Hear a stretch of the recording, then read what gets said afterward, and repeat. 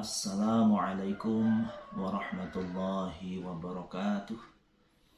Alhamdulillahi wa syukurulillahi wassalatu wassalamu ala rasulillah Sayyidina Muhammad ibn Abdillah wa ala alihi wa sahbihi wa mawala amma ba'du.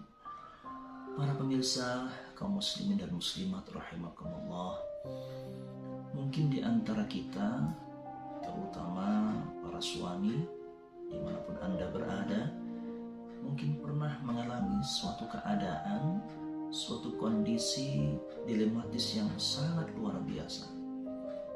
Yaitu mungkin pernah di antara kita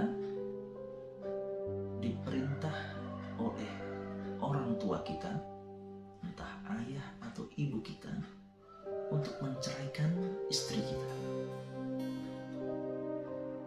Dengan berbagai alasan tentunya, mungkin karena dianggap menantunya tidak baik, mungkin justru karena cemburu kepada menantu sendiri. Cemburu dalam hal apa?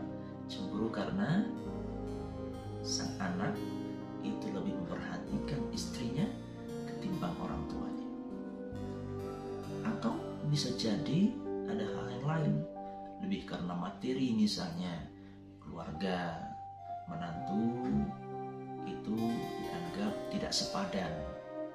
Mungkin dia merasa keluarganya atau keluarga orang tua dari kelompok orang yang berderajat, bermartabat tinggi, sementara sang menantu dari keluarga yang biasa-biasa saja misalnya, ya, atau banyak aspeknya. Nah, bagaimana menyikapi hal ini?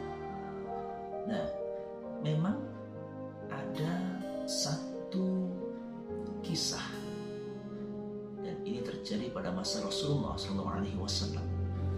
Suatu ketika Sayyidina Abdullah bin Umar itu pernah bercerita bahwa saya, kata beliau, memiliki seorang istri yang sangat aku cintai. Tetapi suatu saat ayahku, yaitu Umar bin Khattab, itu memerintahkan aku untuk menceraikan istriku. Dan aku enggan untuk mematuhi atau melaksanakan perintah ayahku. Ini kata Ibnu Umar. Mungkin karena melihat sang anak ini tidak mau melaksanakan perintahnya, lalu kemudian Sayyidina Umar bin Khattab mendatangi Rasulullah SAW. Beliau ceritakan kejadian itu kepada Rasulullah. Lalu kemudian Rasulullah mendatangi Ibnu Umar, lalu memerintahkannya untuk menceraikan istrinya. Nah, karena itu perintah Rasulullah, maka kemudian Ibnu Umar mentalak istrinya, dan akhirnya terjadilah perceraian itu. Nah, memang di dalam hadis itu tidak dijelaskan secara detail dan rinci apa yang mendorong Sayyidina Umar bin Khattab memerintahkan sang anak untuk menceraikan istrinya. Nah, tetapi para pemirsa, apakah kemudian dalam situasi seperti sekarang ini, apakah hadis yang tadi itu dengan serta-merta dapat dirujuk sebagai dalil yang dilaksanakan apa adanya? Nah, ini yang perlu pertimbangan dengan cermat dan juga pertimbangan yang cukup matang. Ada sebuah rujukan yang juga tidak kalah menarik, yang ini diungkap oleh Muhammad Ibrahim Al-Hafnawi. Beliau menjelaskan kepada kita bahwa perlu sekali mempertimbangkan keadaan-keadaan untuk memutuskan apakah seorang suami itu perlu menuruti keinginan orang tuanya atau tidak, ya, terutama dalam kasus yang seperti ini.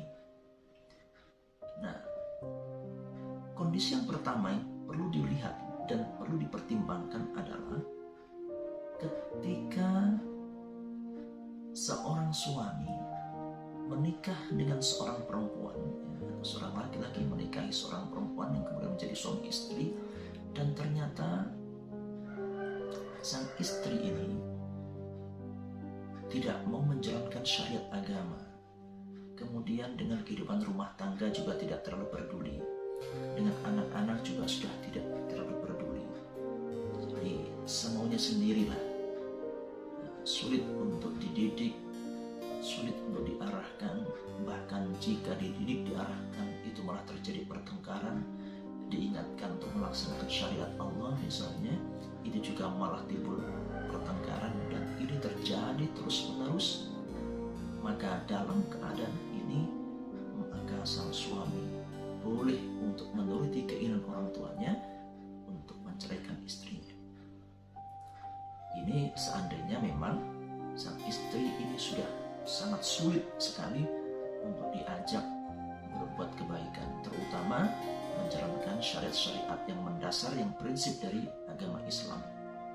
Nah, yang kedua, seandainya sang istri itu terkategori seorang perempuan yang sholihah, yang baik bukan hanya kepada suami, tetapi juga baik kepada anak-anak, menjalankan kewajiban agama dengan cukup baik, bahkan dengan mertuanya juga cukup baik misalnya, mungkin hanya karena sang mertua tadi cemburu karena sang anak ini begitu perhatian kepada istrinya, lalu kemudian orang tua memerintahkan untuk menceraikannya.